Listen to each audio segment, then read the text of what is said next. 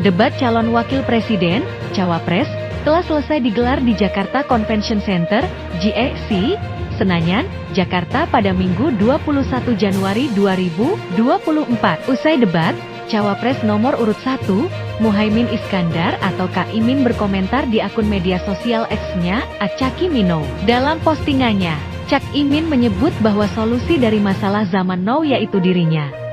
Tantangan zaman now, butuh solusi zaman now. Berarti solusinya @cakimino, tulis Kak Imin dalam akun X-nya, Minggu 21 Januari 2024. Istilah tantangan zaman now butuh solusi zaman now merujuk pada pernyataan Gibran Rakabuming Raka saat menutup debat cawapres. Ketika itu, cawapres nomor urut 2 ini menyebut perlu ada solusi yang sesuai perkembangan zaman untuk mengatasi masalah lingkungan hingga pengelolaan sumber daya alam.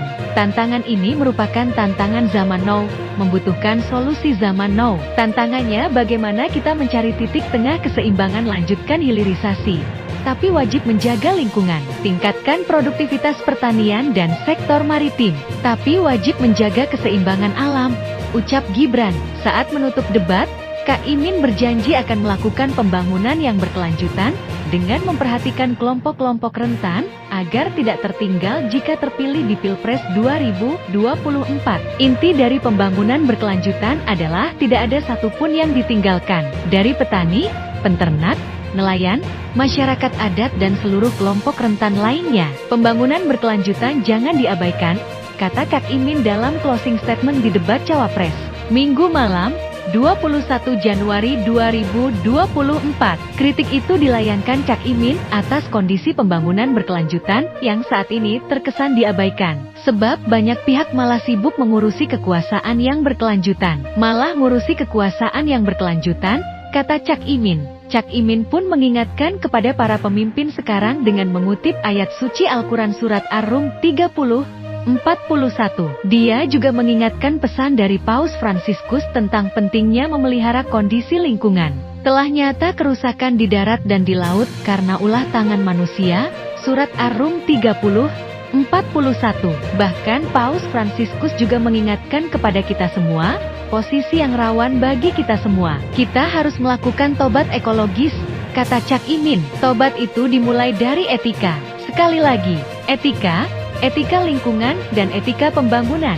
Jangan ugalan-ugalan, jangan ngangkangi aturan, jangan sembrono, ojo sekarepmu dewe, tambahnya. Calon presiden, capres, nomor urut 1 Anies Baswedan memberikan penilaian positif terhadap performa calon wakil presiden, cawapres, Muhaimin Iskandar dalam debat cawapres di Jakarta Convention Center, GSI, Senayan, Jakarta Pusat. Minggu malam, 21 Januari 2024. Anies mengaku bangga dengan politikus yang akrab disapa Cak Imin itu. Iya, ada 3 kata atas apa yang dikerjakan Gus Muhaimin malam ini. 1 bangga, 2 bangga, 3 bangga, kata Anies Baswedan. Anies bangga lantaran Cak Imin dinilai mampu menjaga debat cawapres tetap berlangsung secara terhormat. Cak Imin, menurut Anies, berusaha fokus menyampaikan kebijakan.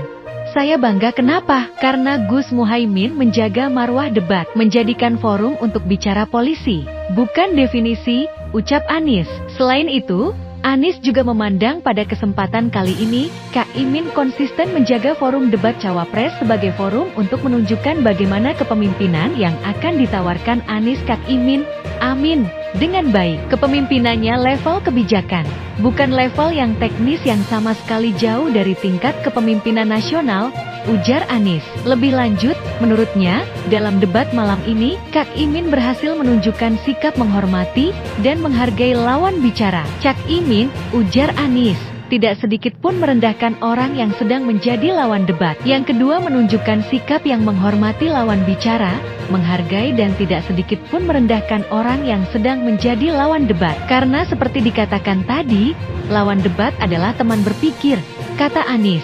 Dan Gus Imin menunjukkan kepada kita sikap yang terhormat. Dan itu semua didasari apa? Semua mulai dari etik, semua mengenai etika.